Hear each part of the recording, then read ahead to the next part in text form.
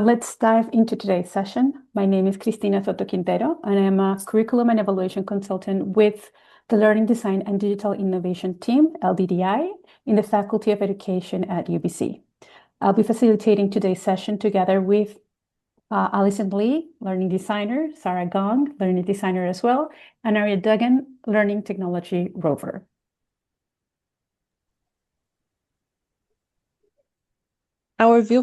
Our Viewpoint series is centered around this year's in-focus theme, intention, using technology mindfully and ethically in teaching and learning, guided by the ABCs. They are awareness, betterment, and care. Today's session explores what that themes look like in classrooms and educational spaces, where generative AI tools and digital platforms are becoming part of everyday practice. Rather than only asking what AI can do, we are interested in how and why we use AI and the data, and what it means to remain pedagogically intentional in rapid evolving digital environments. We will be looking at these questions through the work of emergent scholars engaging with critical digital literacy, learner agency and assessment, and AI in K-12 classrooms and post-secondary education.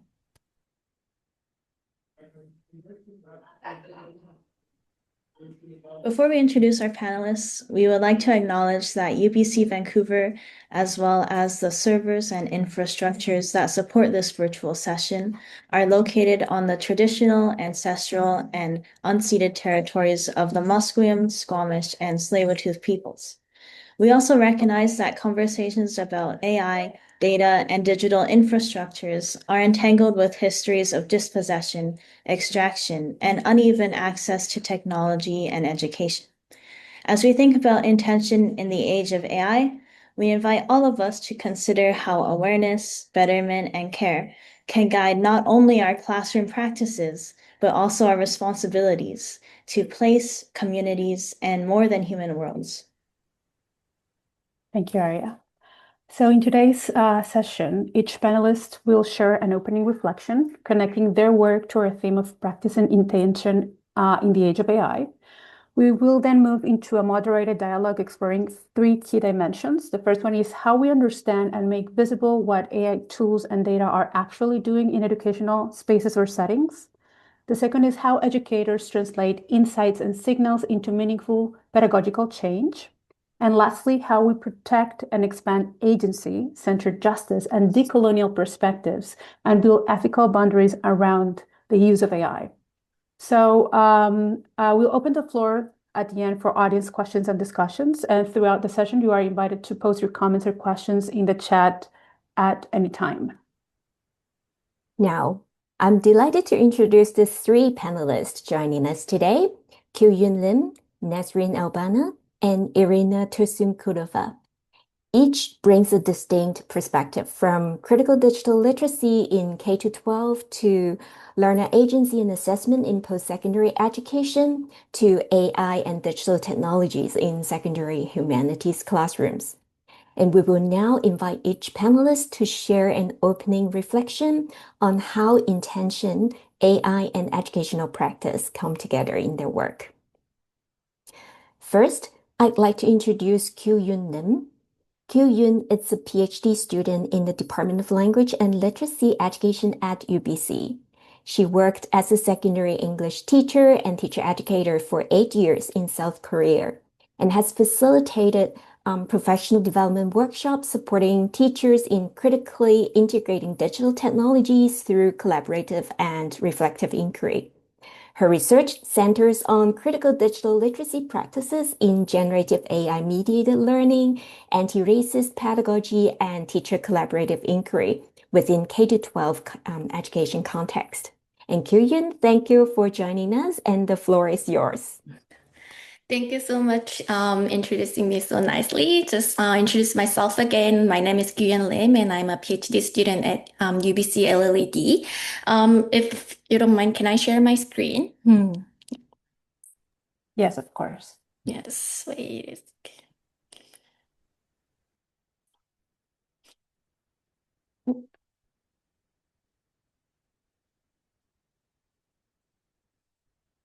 I'm trying to, sorry for the delay.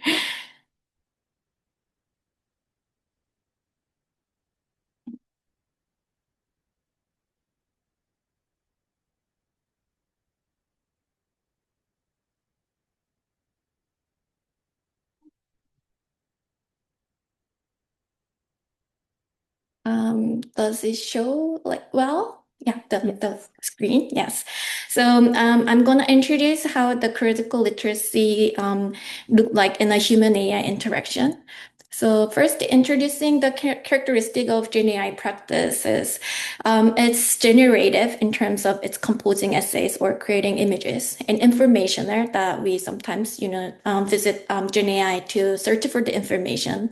And modification is editing or summarizing, and evaluative is providing feedback, and simulative is simulating human interaction, and elicitative is facilitating brainstorming or eliciting the ideas. And these characteristics of Gen AI practices are something that the traditionally educational practice has been like. For example, as a teacher, we evaluated students and provided the feedback, but like now Gen AI can do that. And elicitative is like what teachers, expect students to do, like in terms of like brainstorming and, eliciting their own ideas. And as we see, like Gen AI is kind of replacing these like traditional educational practices. We worried about like this agent, where is the learner agency and where is the ethics, and then how like pedagogical efforts can intervene this like the Gen AI practices. So in terms of these questions and concerns, I would like to introduce the concept of the critical digital literacies. It involves interrogating how Gen AI is entangled with issues of power, ownership, and inequality in education. And it also recognizes that while AI tools provide learners with the new agentic possibilities, the designs and algorithms of these tools, which has been invisible to learners, can also steer interactions in ways that are often invisible to users. And therefore, it encourage learners to raise questions about the logics embedded in the design of Gen AI tools, output that they generate in unequal ways, that in which features and functionalities are made available to learners. So to like introduce how to this end, I want to introduce one case study that I involved as a research student, and then the PI is Ron Darwin, also who is in this presentation. And our question was, to what extent do youth enact critical digital literacies when interacting with the Gen AI tools? And the participants was 6 multilingual secondary students in a high school located in Metro Vancouver. And data was collected through individual interviews, observation of Gen AI use, and digital artifacts such as screen captures of prompt and generated texts. So this was not an intervention study, but like it was more like exploratory study how students are actually using Gen AI tools for their learnings. And findings found that the learners demonstrate varying degrees of critical digital literacy when interacting with the Gen AI tools, and it's shaped by their dispositions and sense of agency, also their access to mature resources, and their capacity to negotiate platform designs. So I'll introduce 2 comparative cases among the 6 participants. The case 1 is the Ranjis. He's a 9th grade student from Colombo, Sri Lanka, and speaks Sinhala and English. And he has his own laptop and access to Copilot running on GPT-4. And the case 2 is Jenny, which I'll introduce later. So the Ranjis, he view and use Gen AI as a generative tools, such as generate AI images for stories and combine stories with these images to create the online novel. And he also create the logos, create the ATM codes and debug these codes, and ultimately assembling this multimodal app to create his own personal websites. So while he was using these various platforms like Copilot, RE, ChatGPT, he build up how awareness that how algorithms decide what users can do or can't do. For example, when Randy's tried to generate mean phrase for machine learning samples, he realized that Copilot did not make these words, but said it's a violation of policy. So when he was trying to use this tool for generative purposes, he positioned these tools as a tool useful but limited because he's practiced on the affordances of technology while maintaining a critical awareness of these constraints. He compared AI generated codes across platforms and recognized AI's varying reliability, and he actively able to evaluate and recognize an inaccuracy and saying that ChatGPT does not improve your knowledge, but it just gives you your shortcut. And the case two is a Jenny, and she has her own phone, but did not have laptop and shared the desktop at home with the family members. And she used the Snapchat AI because it's free. As you can see, the Snapchat AI that Jenny was using was very different from like the Copilot or ChatGPT because it was embedded within the social platform Snapchat, which Jenny used to text with her friends. It has a different conversation starters. For example, hey there, my Snapchat friends. It also uses emojis or addresses user by name and mimicking like human-like interaction. And it gives Jenny to see these tools like a human beings, for example, or like consider it as a friend. She compared the Snapchat AI with the Google, and while Google is like a robot, she thinks that it's more human-like in terms of the emotion or creativity. And this influenced how Jenny view Gen AI as an informational tool. For example, the simulated identity as a friend influencing when she used Gen AI for informational purposes. Jenny is using Snapchat AI to search information about the fall of Rome for social studies assignments. As discussed, Snapchat My AI is designed to use a casual conversational tone, and this contradicted with the Jenny's intention to submit the answer as a school assignment. She did not accept the initial response, but instead engaging in iterative prompting, but only to revise and the style and register, not to verify the output. Here, Jenny tried to evaluate AI responses based on the linguistic styles and register rather than verifying the accuracy of the answers through external sources. For example, like here, Jenny asked, write me 4 sentences on the photo of Rom, and then it says, oh, photo of Rom, mate.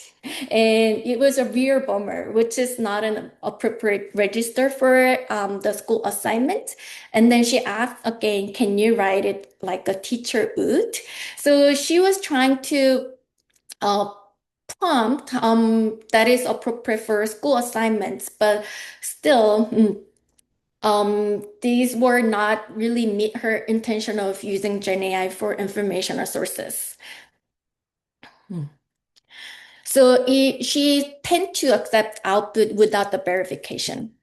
And it influences also how Jenny positions Gen AI. Here's Jenny's statement, it's better than something I could write, shows her attitude to AI generated text as a spurial. Jenny passively accepts AI's authority over writing and less critical about the role of AI in shaping human creativity and identity. And the sentence here that would never cross my mind to write down implies a disimpairment of human agency in creative writing. And she positions Gen AI superior and accept AI's authority. So what it implies is that their agency is related to the degree of their awareness how these platforms work, such as design, affordances, and algorithms. So while Ranges is more able to engage with the more proactive attitude and recognize embedded biases and limitations of output, Jenny tend to accept GenAI output with the minimal questioning and no need for verification. And it kind of makes her position as information consumer rather than critical readers. So from this study, we suggest some of the pedagogical implications that how teachers actually can imagine like you have Jenny or Randis in your classrooms and how you can actually encourage learners to Gen AI more critically. Like, so encourage, but here are some of the suggestions. Encourage learners to compare different Gen AI platforms to observe variances in response and to test reliability, and encouraging learners to observe and interrogate algorithmic patterns, verify generative output, and identify and challenge biases embedded in Gen AI technology. And also, we can also support source verification practices. And last but not least, I would like to highlight the importance of the learner's own imperfect but authentic expression over machine generate fluency so that we can support learner agency. I have more slides, but because of the time, I will stop here for now. And probably if there's a related question at the end, I'll use more slides. Yeah. Thank you, Kyu Yun. I appreciate you helping us with time. Next, I'd like to introduce Nesrine Banna. Nesrine is a PhD candidate in curriculum and pedagogy whose research examines learner agency as well, assessment, motivation, and engagement. With advanced training in measurement, evaluation, and psychometrics, she develops and validates instruments that capture complex constructs such as agency and self-regulation. Her work bridges interdisciplinary perspectives in measurement and pedagogy and translating theory into evidence-informed curriculum and instructional design. Nesrine, welcome. We're very happy to have you with us today. Thank you very much for the introduction. Hello, everyone. Thank you for being here. I'm going to share with you my story today in designing assessment with intention using AI critically in rubric development. I'm going to share my screen. Could you just confirm that you can see my screen? Yeah, perfect. All right. So I'm just going to give a brief background about me, just so you have context about my research. My name is Nesrine. I have a master's degree in measurement, evaluation, and research methodology from UBC. So I spent my master's degree researching assessment and assessment practices and principles. I'm currently a PhD student in the DCP department in curriculum and pedagogy. My research interests pivot around learner agency, measurement and psychometrics, assessment, and instructional design that is centered around agency. So my mission in my research and in my academic life is to bridge the world of measurement and the world of pedagogy to understand, design, and support learner agency. So this is what this is the kind of work that I do in research. For today, I want to put my expertise in measurement to design better and more intentional assessments. So we'll talk about rubric design today. I have 3 goals in mind. I'll try to make it as quick as possible to fit it within the time frame. So I'll start off by talking about rubrics, why they are important and why it matters to talk about them and bring them to the table. I'm going to share my own intentional approach using AI. This is my practice. And then I'm going to provide you with practical strategies that you guys can use in your own practices, something that hopefully you will find helpful and will help you build better rubrics. I'll start off quickly by discussing the value and consequences of rubrics. So research has shown that rubrics clarify expectations for learners and for instructors. So everyone is on the same page and everyone is familiar with expectations. It enhances reliable scoring, meaning if the assessment is scored time after time after time and by different assessors, the same score is more likely to be reached. It supports consistency and fairness across students. This is because rubrics tend to eliminate the aspect of subjectivity, so that ensures that the grading or the marking is consistent and is fair. It enhances 2 key components of assessment, which are reliability and validity, and they do have the potential of promoting learning and improving instruction. Praxis in higher education, are rubrics being used in higher education? Very much so. They are used all the time. They are used for multiple purposes like student achievement, like improving instructions, for evaluating programs. because they do lead to common interpretation of student performance, so they are kind of popular in higher education. Student perceptions of rubrics are generally positive. Instructor perceptions vary between positive and resistance, and this is because it is very taxing to build a rubric. It's time taxing, it's effort taxing, it's not easy to build a high quality rubric, so some instructors may feel uneasy about it. Clarity and appropriateness of language is a central concern also when designing rubrics. However, there is a persistent tension. Although there is research about the use of rubrics, the consequences, the benefits, the perceptions, there is little talk about the process of producing rubrics. This area is always left gray in the research. Rarely researchers talk about it or practitioners. And this is because, as I said, it's really very difficult to build high quality rubrics. So it does really, it inevitably creates this gray area around it. So this makes us think about AI and how we can use AI to make this task a little easier, to ease that tension a little bit. So we ask ourselves, can AI effectively address this gap? How can it assess that gap intentionally? And how can we critically evaluate AI-generated rubrics? So for me, in my practice, this is the approach that I use. I think of AI as a thinking partner and not as a decision maker. I chunk down the rubric creation into chunks, and I take deliberate steps, and I intentionally intervene at every step to critically reflect, to evaluate, to judge, and the output. And I use my professional judgment every step of the way. My goal is always to make sure that the learning outcomes or the learning goals are aligned with the production of rubric and the criteria in it and the descriptors within each criteria.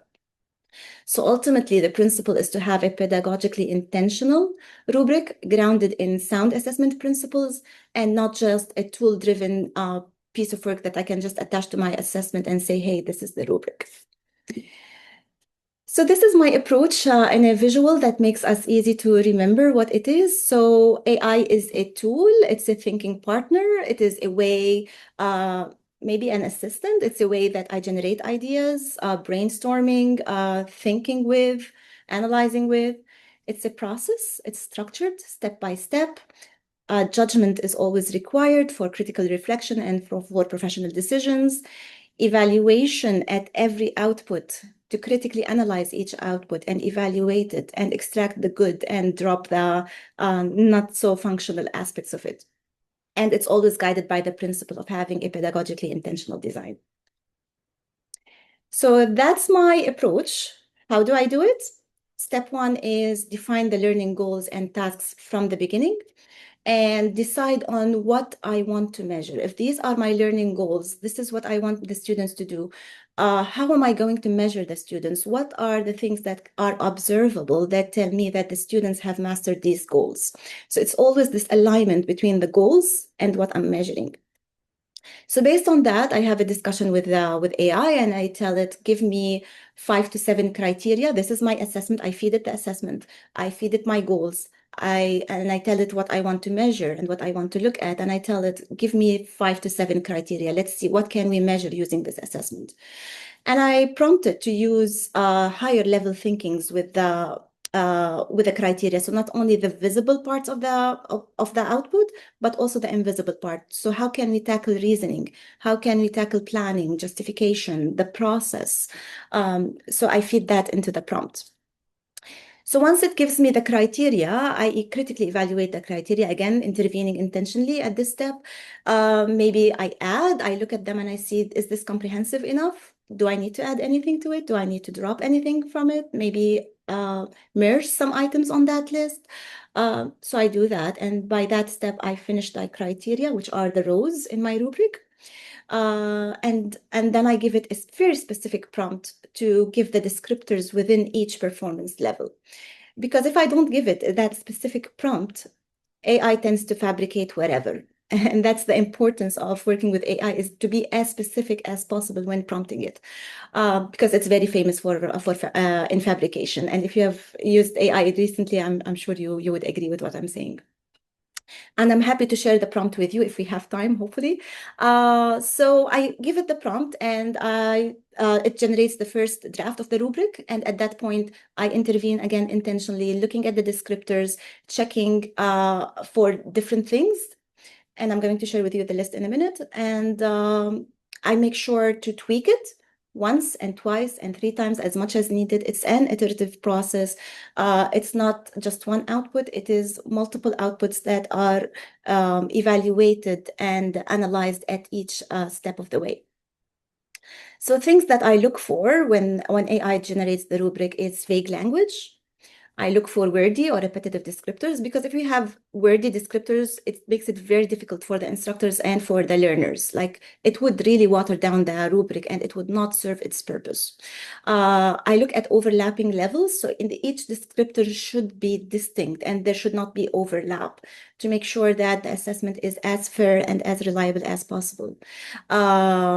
So I look for descriptors that are not observable. So if the AI tells me, for example, good understanding, this is not measurable. How can we measure good understanding or not? So I try to avoid this kind of terminology. Weak progression, because between the different performance levels, there should be progression. The growth should be clearly visible, especially if the assessment is given for a first draft and the second draft. So students need to know how they are progressing. So I look for that progression as well, and I look for reliability as well. So these are the things that I look for in the descriptors. This is my specific prompt. If you are interested in that, I'm very happy to share with you my slide deck. Just email me and I'm very happy to provide you with the slide deck. So I tell AI that I want you to act as an assessment and measurement specialist. Here is my assessment. Here is my learning goals. I want you to produce a rubric, and I start with the criteria, as I mentioned before. I shortlist the criteria. And then for the descriptors, I tell it I want distinct and non-overlapping across all levels. I want them to be progressive, showing a meaningful increase in quality. I want clear, concise, and free of vague or subjective term, observable and interpretable for consistent judgment, and free of redundancy and excessive wording. These are the criteria that I use for the descriptor generation. And it generates the first draft, and I keep on revising that draft over and over, first draft, second draft, third draft, until I reach the draft that I'm happy with. I do have an example, but I'm not sure if we have time, maybe not.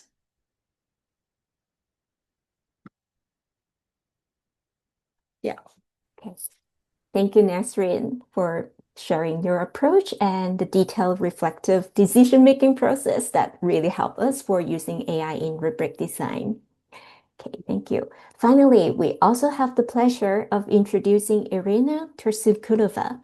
Irina is a PhD candidate in the Department of Language and Literacy Education at UBC. She has over 15 years of experience in education, having worked in Uzbekistan, Russia, the United States, and Canada. At UBC, Irina has served as a research assistant at the Edith Lando Virtual Learning Center and has worked with teacher candidates for several years. Since 2024, she has been teaching research methods to master's students, and she's currently conducting research on digital technology use among secondary humanities teachers at a school in BC. Irina, thank you very much for being here, and we're looking forward to hearing your reflections. Yeah, thank you so much for organizing it, and thank you everybody for joining. So I'll begin by kind of sharing where I'm coming from and then how I got to be interested in doing research in digital technologies, and then I'll also talk about what I'm doing right now. So I hope you can see the screen. Let me know. So let's start. My name is Irina Tursunkulova. I'm a PhD candidate at LLED. And prior to starting my PhD, I worked as a secondary school teacher for 5 years at a boarding school for gifted and talented children in the Republic of Tatarstan, Russia. I lived in a city called Innopolis. It was established not long ago, just in 2015. So 10 years ago. And as its name suggests, the city was built as an innovation hub that started with just one university, IT university, and dorms built around it in the middle of nowhere, really. And then this was followed by building and launching of the first technopark where IT companies and offices were located. IT companies' offices were located, and also building apartment blocks and all necessary infrastructure for IT specialists and their families. Besides a public elementary and a secondary school where the city's residents' children are enrolled, there's also a lyceum, or the boarding school where I worked, and the students from anywhere really in grades 6 and above can pass 2 to 3 rounds of exams and be enrolled at that lyceum and continue their education there. The boarding school is fully funded by the government, so including housing and meals. So a lot of students from middle to low income families have an opportunity to get high quality education and kind of an easy path to be enrolled later on at any university in Russia and Europe. So the curriculum mostly focuses on IT, math, and physics. And you can imagine that being a part of this IT community where average conversation is about machine learning and, of course, computer vision, augmented reality, virtual reality, and robotics, and students exploring these fields and being winners of World Robot Olympiad has kind of sparked that interest to do research in digital technologies. So fast forward at UBC, under the supervision of Dr. Jensen, I started learning about the theoretical, methodological, and ethical perspectives on digital tech use in education. And in summer of 2022, Dr. Suzanne de Castel offered me this opportunity to explore an AI text analysis tool called InfraNotice. And during that exploratory study, I first learned about about generative pre-trained transformer, or GPT. And it was GPT-3 at that time, which was available only to programmers. And it was months before GPT was released and became available for a public use in the form of ChatGPT by OpenAI. So there was a bit of back and forth between us and the developer as we were trying to understand why GPT was trying to make some connections in the text. And you can read more about it in our paper, in our article, and a more extended version of it in a book chapter. So, but it was that time when I first got to play with GPT, and I personally didn't know that it's going to be like a big deal later on, the Chat GPT. And so we were exploring what it could and could not do, and then how the AI-powered text analysis tool, InfraNotice, was changing over the course of one academic year. And then since the fall of 2024, together with Dr. Jensen and Dr. Ducastel, we've been looking into the AI guidelines in Canadian universities. And more specifically, we looked into what universities mean when they say AI tools, what guidelines, because we found out not a single university has an AI policy. So we've been documenting what AI guidelines there are regarding AI use and how these guidelines are being implemented and how the universities are changing their perspectives on AI use at universities. So finally, as part of my dissertation, under the supervision of the same professors, I'm conducting an ethnographic study on how digital tools are used in 5 secondary humanities classrooms at a school in British Columbia. Although the focus is on everyday digital technologies available in classrooms as part of teaching and learning and not AI tools specifically, it's important to note that due to the disruption caused by these AI chatbots, primarily, the teachers that I'm working with have changed their pedagogical approaches recently to help their students learn and focus on the process of learning. And I hope we get to talk more about this today. Thank you. Thank you, Irina, and thank you all for those thoughtful opening reflections. I would like to build on what you all shared by exploring some themes that weave through your different works. So it is for you to jump in whenever you feel that you can share something with us and build on each other's points and connect across the different contexts. So as you know, we have like an ABC kind of focus or notions to work through. And I would like to start with the idea of awareness, particularly talking about the idea visible, the invisible. I think some of you talked about what is not seen there, or when you're not critical, there are things or elements that get lost in translation. So I would like to start by discussing how we understand as researchers what AI tools, platforms, or analytics, or any other elements of technology are actually doing in our educational spaces in the specific stories and moments that you've witnessed or researched in your teaching, and what assumptions about learning intelligence or performance do you see embedded in these systems? Who would like to start? I can go ahead.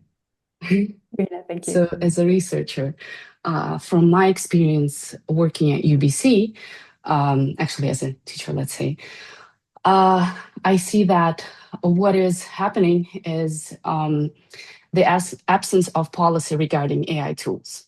So if we talk about, and I'm talking about chatbots specifically, and because there are, AI is a big umbrella term that has a lot of tools in it. And when I talk about today chatbots, just so you know, I mean only AI-powered chatbots.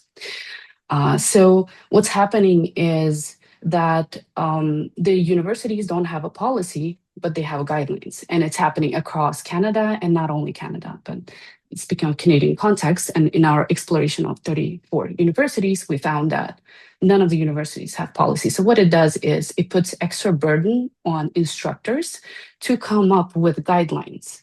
And since we don't have any unified guidelines even within a department, then it varies teacher by teacher, or let's say instructor by instructor.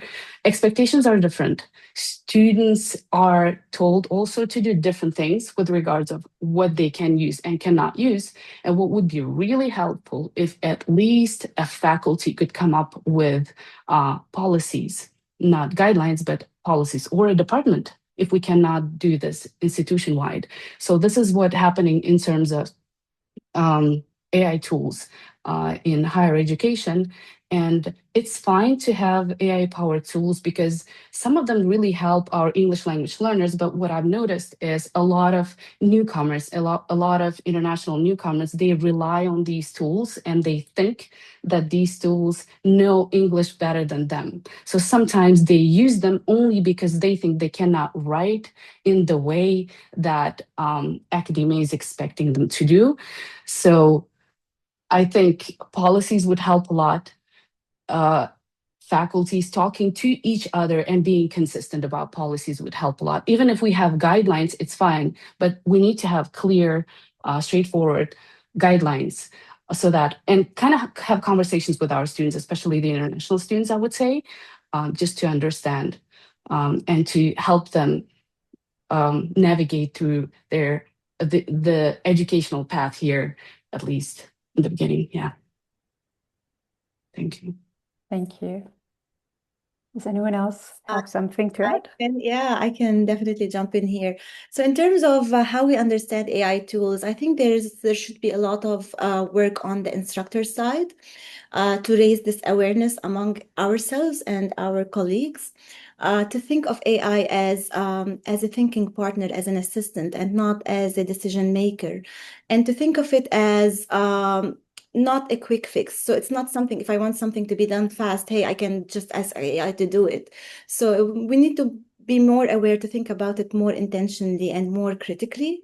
And it's our role as instructors to to instill that in our students. So students usually, if they want to submit an assignment or something, they are using AI, whether or not they disclose it. So it's our role to bring to their attention what AI can do and what it cannot do, and what assumptions and what biases it has within. So that's really, it falls on the instructor to have this conversation and have this openness with his students to raise this kind of awareness.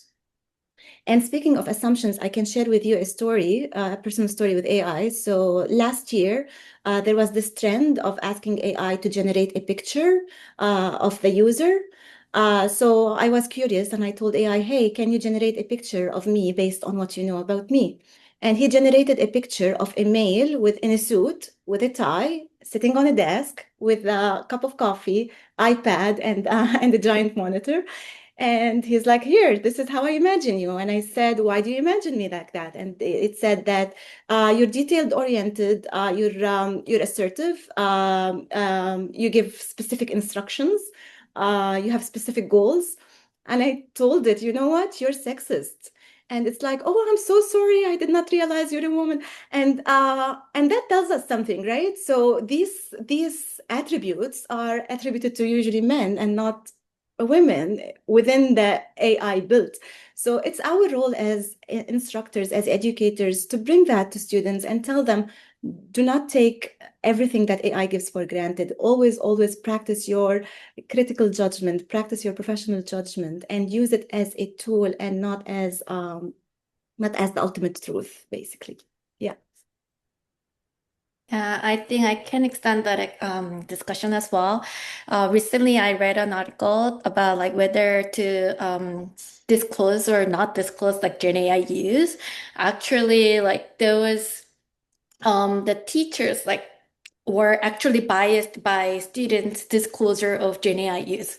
So the students who disclosed that they are using Gen AI actually got lower grade, and the teachers later, like in the interview, admitted that they are biased by the students' disclosure. So these are, I think, the underlying assumption that like students who are using Gen AI and disclose it are poorly, more like poorly practicing their learning activities. I think these are like underlying assumptions that kind of prohibit like, being transparent between like student and teachers.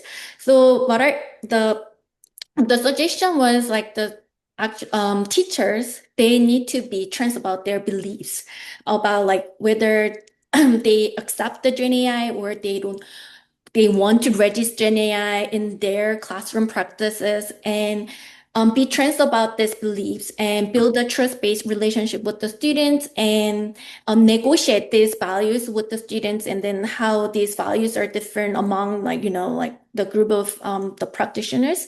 I think these are one of the important steps that we can take in a classroom. And I think another invisible part of is like, as Nesrine mentioned, like some of the macro level harms, like what AI is creating harms in society. Like, for example, like including the algorithmic bias or discrimination. Another one is the environmental cost. Recently, I think some of you may attend it, like the Empire of AI book talk that held in UBC. And I went there, and then there was a lot of discussions of like the digital colonialism, the environmental harms that our Gen AIs are creating, and global south. And probably some of the I will share one of the materials that shows like this environmental harms in a more like a graphical way, called the cartography of generative AI. I think it's important to introduce this kind of materials, and then raise students' awareness on like how Gen AI is actually impacting our society in the long run and at a more macro level outside of their learning spaces. Thank you, Kyu Yun. I want to give way to Dr. Bilner's-Boltian's question, because it kind of segues into what you just said in terms of, is it a policy matter or is it a pedagogical matter? Should we exclude one another or should they work together? So her question is more about, should we focus on the policy or in the pedagogy? Her view is that the key is to create assignments where the students will be able to use artificial intelligence to learn and to improve. So she said that she would focus more on pedagogies. What's your stake? Is it one, the other, or both? Should I pick it up, or who wants to be first? Go ahead, Irina. Okay, so I think it was kind of like related to what I was trying to say. Well, policy and learning and like being in academia, everything is interconnected. What's happening is when you go to any AI guideline at university, they refer to academic integrity policy. So when they talk about policy, their only policy they kind of talk about is academic integrity policy. So we do have that policy, like don't plagiarize, don't cheat. And that's kind of the only conversation in most of the universities that when they talk about it. So learning is like, you can focus on both. I wasn't saying that we just need strict guidelines, but the thing is, coming from the Department of Education, from LLED, literacy kind of department, what I was trying to say is that about the students, we need a conversation too. It's great if students can learn together with and improve their learning and understanding and work on their craft, on their skills, on mastering those skills with AI tools. But as I said, what chatbots are doing and what students are thinking who are not who are English learners, they are thinking that this human-like, and as Wayne Holmes, from a professor from University College London, I believe, said really nicely, is that the chatbots are sold as human-like. They act like human-like, and we treat them as human-like. So it's kind of on us to have that conversation with students and help them learn. But learning also it takes time and patience and effort. And to master the skill, it takes more than just one attempt or one prompt to GPT and getting your assignment back. So that's what I was trying to say. Learning education isn't possible without learning, but we need to have some regulation. We need to have conversations about these. Otherwise, there are situations, and students talk to me about it, when they were accused of cheating in classroom, and a professor ran their work through plagiarism detector. Not that there is a single reliable plagiarism detector, there is none. And I can talk more about it, that at UBC Gen AI website, if you go there, there are specific guidelines to teachers and to students that says that educators, faculty or lecturers, session lecturers, TAs should not upload students' work without students' permission, nor the students have the right to upload course materials or their peers' work into AI chatbots without consulting educators, their course instructors. So the burden is on course instructors. They're free to interpret anything as long as they communicate and talk to students about their expectations. It's fantastic. In my course, I did allow students to use AI as long as they they mention it, and there's a document they need to submit together with it. I don't mind it because they're going to do it regardless, as Nesrine said.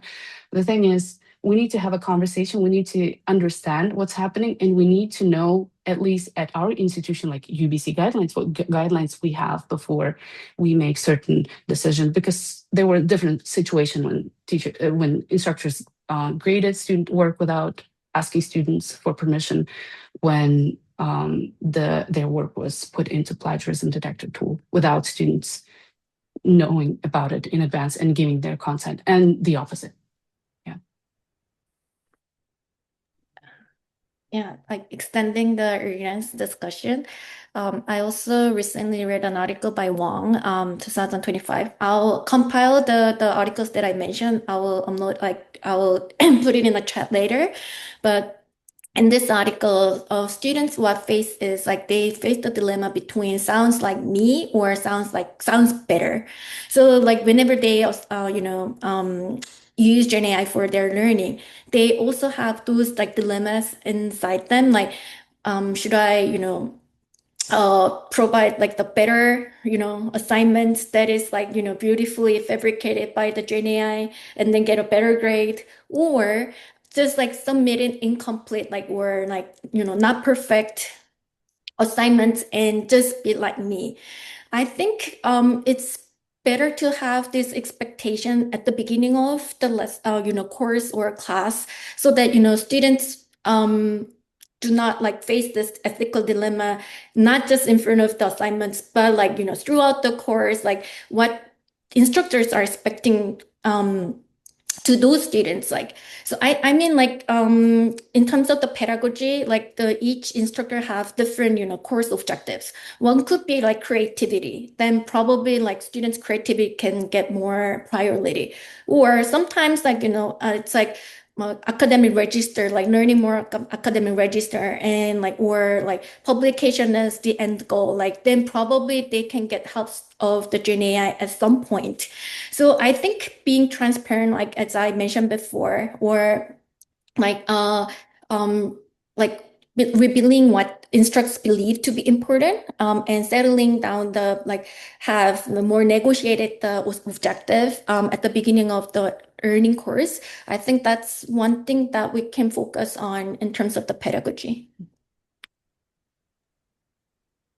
Okay, I do have a question about this, because I think, I don't recall if it was Irina or Nesrine that were saying that sometimes when a teacher allows something to happen in a classroom, especially regarding with the use of AI, and then they go to another classroom and there is no clear policy, or even if there's clear policy, there were no guidelines as to what not to do, and then the teacher calls that plagiarism or breaking certain rules. So how, or what can we do to address that? And in that sense, relating to agency and justice, how do we create practices that are common to all of us and that allow students to be more secure about the use of AI, about themselves, and to avoid these biases from teachers and even students? I know this is a big question, but it comes to mind because I have seen this, right? Different classes, different policies, and then students are also confused about what is accepted and not. I don't know if you have any ideas in that regard.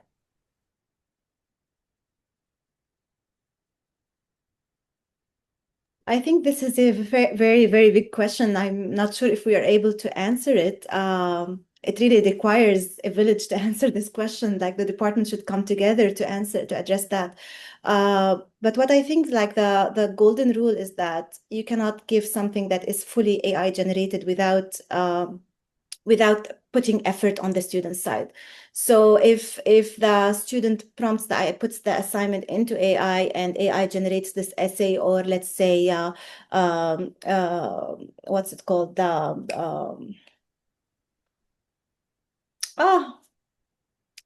it's escaped my mind. Let's say an essay, okay, or a paper. If the whole paper is generated by AI, then that's something that is agreed on, although there is no clear policy, but that's something agreed on, that it's a no. But let's say if the students use, for example, AI to generate resources for them, or if the student asks AI who are the most famous researchers in this specific area, and AI gives them that. So I think that something like that they can apply in different classes without having a unifying policy. But again, like this is something very minor that we can, small lens that we can look at things through it. And the key emphasis in all classes should be that no output should be 100% the output of AI. Yeah. Irina or Kyu Yun, do you have something to add? No? Good. Dr. Milner Bulletin says that she's very interested to hear about effective and creative ways instructors or professors use AI in the courses. I don't know if we can answer that, but I would like to add to that question or that comment, if we should focus on efficiency when we're talking about AI, or rather betterment, and how can we approach this difference Because I think a lot of the times the talk is more about being efficient and not how we can use AI for other purposes that actually create more learning or betterment of our contexts.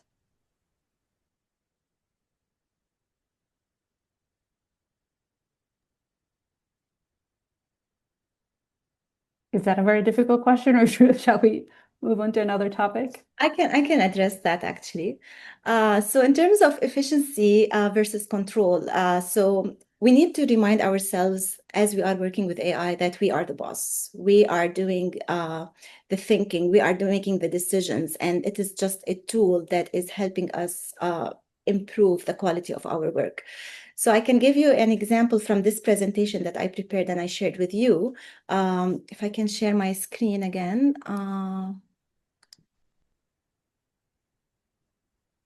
Oh, where did it go? One moment, please. I generated this image using AI. So here we go. I generated this one. And this one, which I would really like to address maybe later on during the Q&As. So it's about moving from tool to process to judgment, evaluation, and principle. So this image, these two images have been produced by AI. And when AI produced these images for me based on the input that I gave it, I told AI, you deserve a pat on the back. And AI said, I'll take it, but you're the one doing the heavy lifting here. So it's always about reminding ourselves that we are doing the heavy lifting, we are prompting it, we are making the decisions for betterment and for efficiency rather than taking the output as is. So taking that control piece from AI and gaining our agency as we work with it.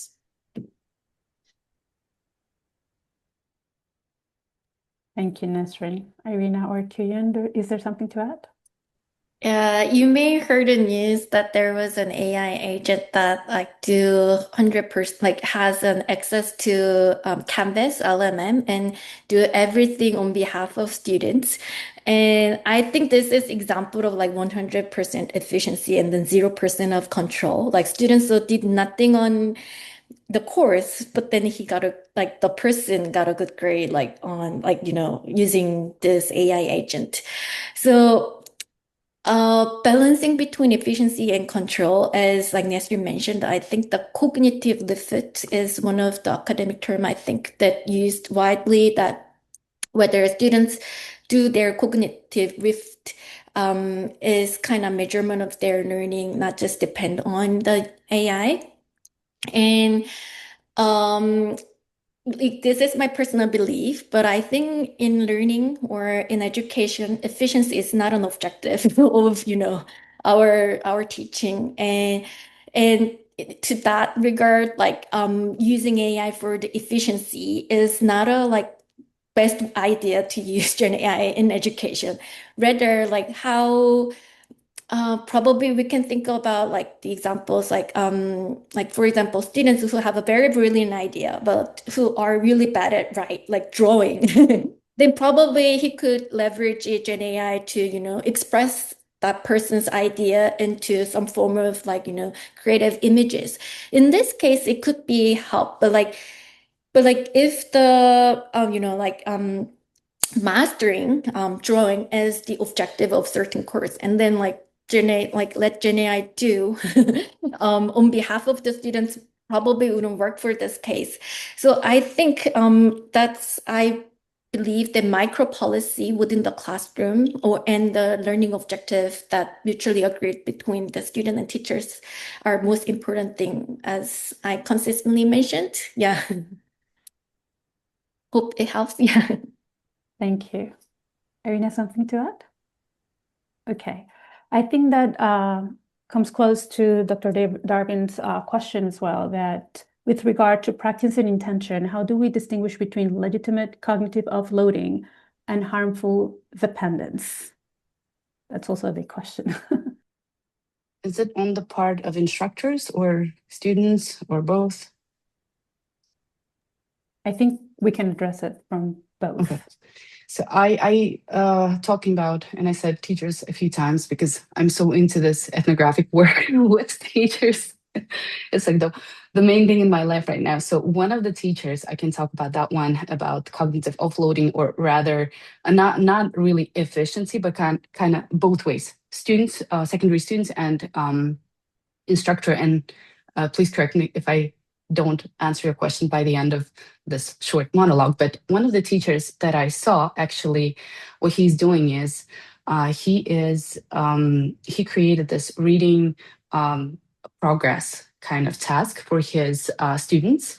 And when he notices that students make some kind of mistakes with specific sounds, it's secondary students, but like kind of younger students. So when they have issues with specific sounds, what he does is he looks at the groups, and he kind of groups these students, and then clicks on these the words that have the same sound, and then adds more. And he doesn't do that the work per se much like manually.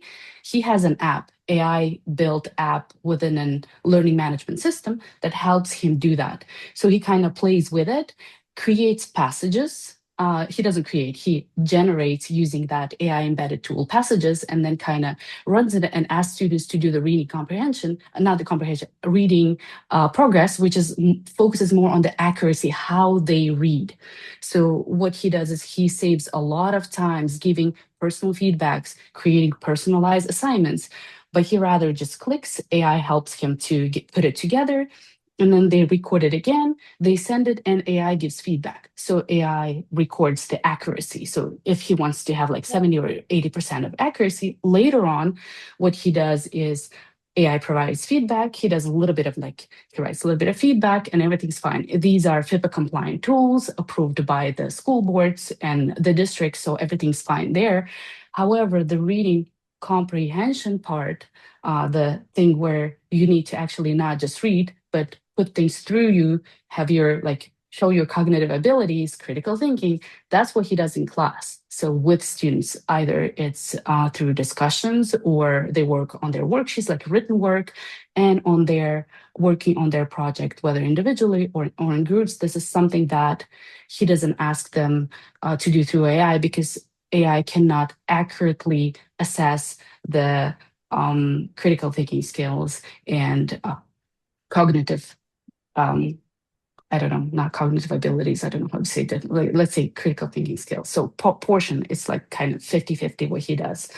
So he does offload some of his work to AI. AI gives him like ideas, brainstorms for him, but then at the end of the day, he is responsible on what he's doing on a daily basis in the classroom. And this is mostly paperless classroom. Anyone else has something to add? Yeah, I want to introduce another study.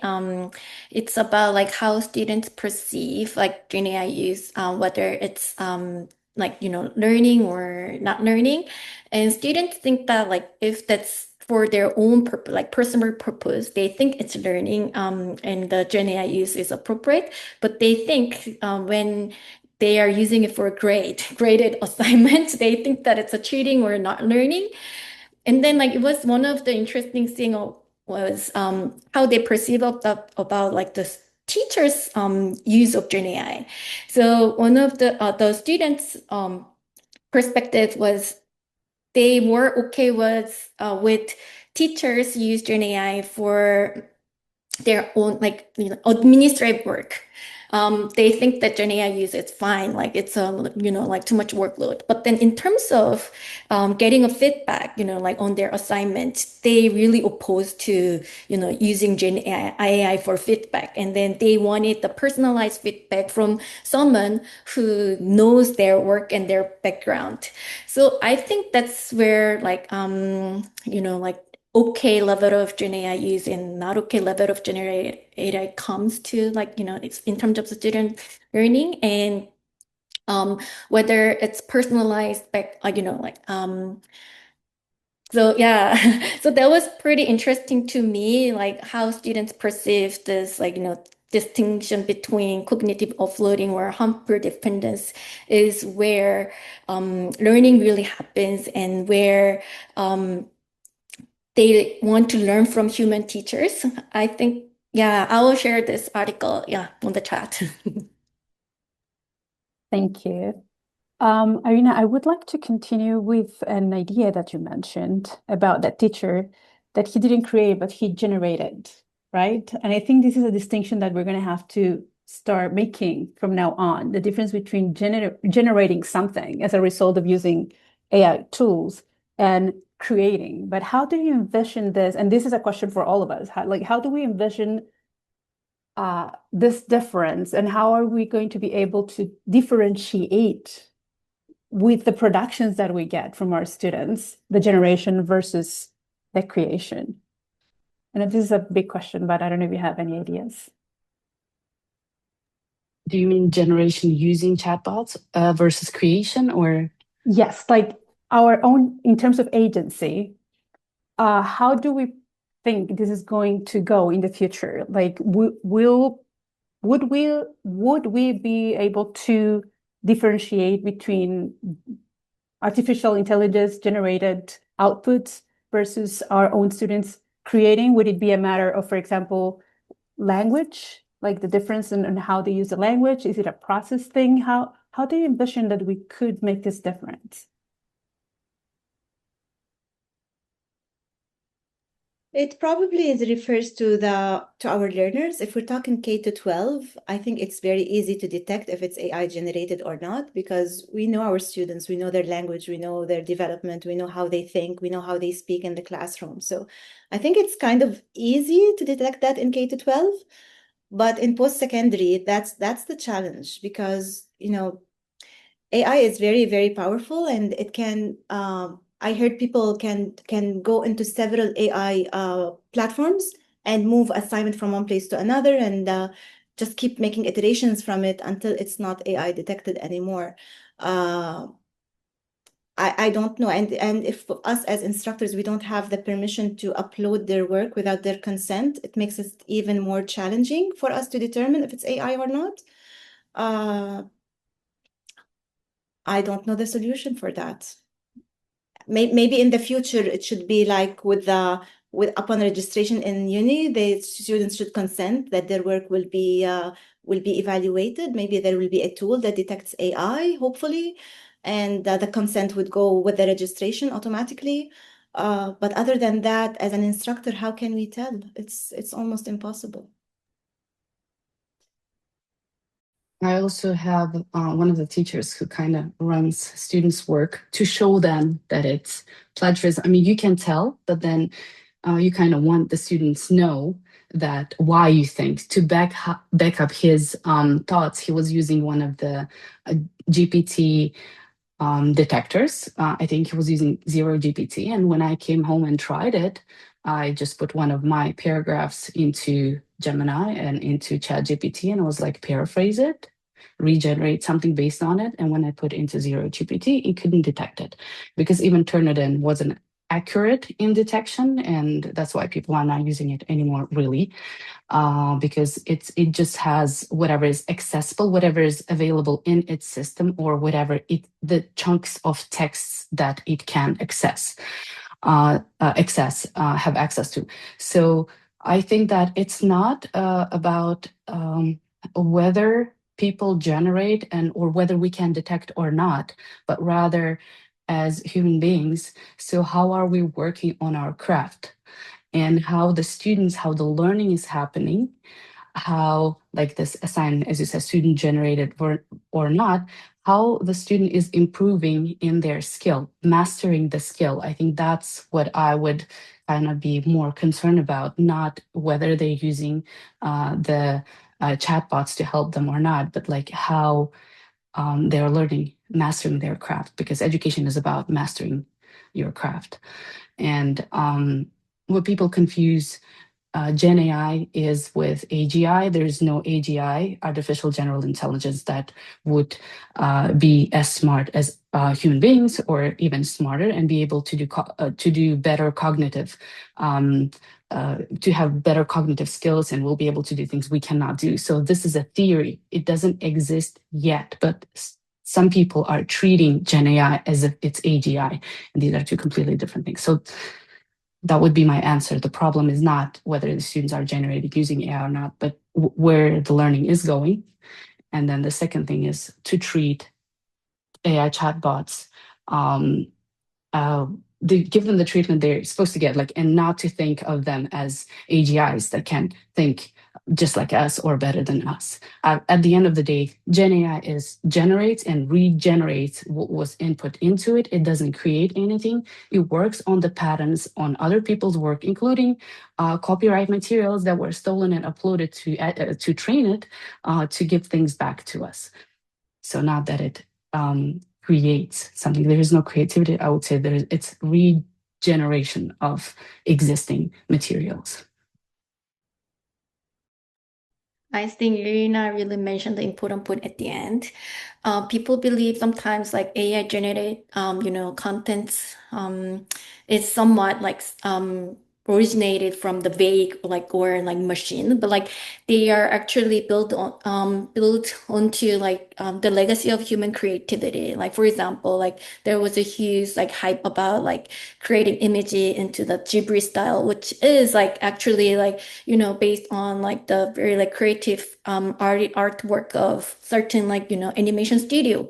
And also sometimes also you may heard it's not even irrelevant from our context, because the nowadays LLM models are using the scholarly articles, and then they actually make agreement with the Willy or big public publishers, and then use our efforts as a scholar for and then pay expensive amount of money to the publishers, but pay nothing to the researchers who have built those scholarly efforts in the past. So these AI generated contents are not actually not machine created. It's built onto human creativity, and we often forget that we can borrow those creativity very easily. But I think in terms of the creativity and AI generation, the importance is the maintaining the agency, the creative agency personally, because the among the from the study I introduced at the beginning, what struck me most was students write me a poem and then say, well, this writes better than me. And then probably they might discourage the students to write a poem for herself or for other purposes, because she thinks that she can write better than this machine. And but that's not how we treated the poetry. We don't write poetry for better, but we write poetry for personal enjoyment or for artistic mindset. And I feel I feel like the human creativity is still very important, and then should be more focused in our courses, in our instructions, and probably it's on us how we can distinguish AI generated content and human creativity in terms of this. Yeah. Thank you so very much. Dr. Mina Boltin, if you could please help us understand a little bit better about your idea of not being accurate to say that Gen AI doesn't create. Yeah, sorry. It's probably related to yes. I agree with you. Gen AI, I didn't mean to Gen AI doesn't create anything new, but it's more it's building something new, but it's built onto humans creation that exists before the Gen AI occurs. And then I also read an article that Gen AI produced contents is more and more prevalent online, and then it actually reduced the quality of the contents. So the Gen AI contents was better when it was built onto the human generated contents. But once we have more and more these machine generated contents, the quality of output will decrease. That's what I read. So I think there should be balance, and then Yeah. But I agree with you. Yeah, like I didn't mean to, say that it doesn't create anything new, but like it's more like we have to acknowledge, the creativity we contributed to build this machine. Thank you. Dr. Milner-Bolkin, would you like to add or clarify a little bit more your take on this? You mean to say or to write? Well, if you can speak. If you want, you can speak. Okay.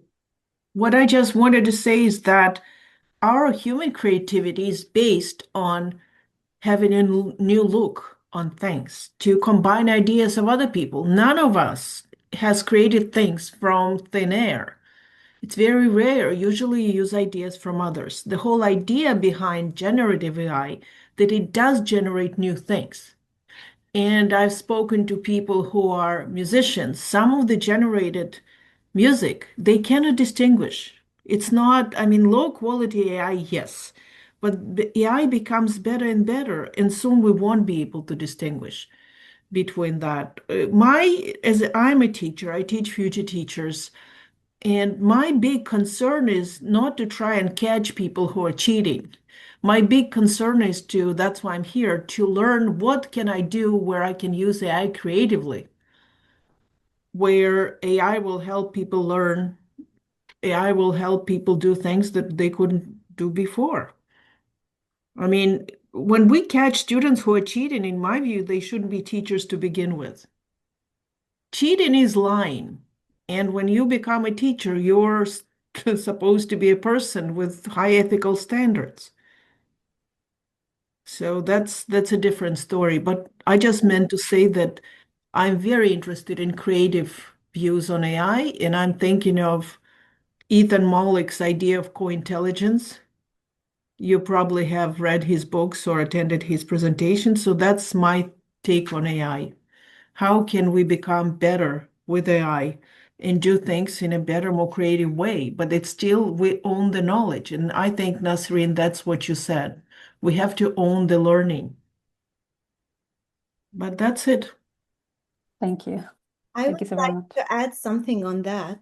So maybe, but rather than chasing students and seeing who is cheating and who's using AI and who's not, maybe we should focus more on the critical use of AI. So maybe as a group in a classroom, we can ask AI for a certain task or a certain assignment and wait for its output. And then look at this output as a group and analyze it. What are the strengths? What are the good things about it? What are the bad things about it? What can we drop? What can we add to it? How can we modify that output? How can we go through this iterative process of refinement and critical evaluation until we reach the final product? So maybe that should be the focus rather than the focus on don't use AR or use AI or disclose or don't disclose or just to remove the emphasis from on whether to use it or not and keep the emphasis on how to use it in a way that helps us grow as people, enriches our agency, and at the same time makes our life a little bit easier. Why not? And being agentic does not contradict with using AI, because using AI is a tool, just like internet is a tool. There's proxy agency, right? Bandura talks about proxy agency, which is using your surrounding to build your own agency. So we build our agency by interacting with people. We build our agency by interacting with tools, with digital tools, with things around us. So why not interact with AI to build our own agency? So I think this is the shift that really needs to be in focus. Thank you, Nesrine. Yeah, I think, Kyu Yun, please. I also agree with the Nesrine that creative use and the critical use are not mutually exclusive. As I mentioned in the study at the beginning, the Randis, one of the students who used for very creative purposes, like the creating websites, creating the online novel with the images that GenAI creative created, like he was able to build up some awareness, like critical awareness of these GenAI tools. So I just wanted to mention that these are the things that students can develop together, not compromising one another. Thank you. I think this is a conversation that is just starting, and Dr. Darwin also shows the other side, that creativity does not require agency. Does require, agency, context, understanding, and breaking from known patterns, while AI generates content based on statistical probability. So I guess that, yeah, this is the beginning of this conversation. There are different takes on it. And I do appreciate all of your views, Kyu Yun, Nesrine, and Irina. Thank you for your contributions. And I invite everyone to keep this conversation going. So I think because of time, we are about to finish. I thank you, everyone, for being here, and we invite you to stay connected with us and to keep this conversation going. If you have any collaborations or future topics that you would like to hear, we would like to hear from you, And thank you once again for everything. Please, you're welcome to join our newsletter. Here is the link and the QR code for you to register. And thank you, everyone, so very much.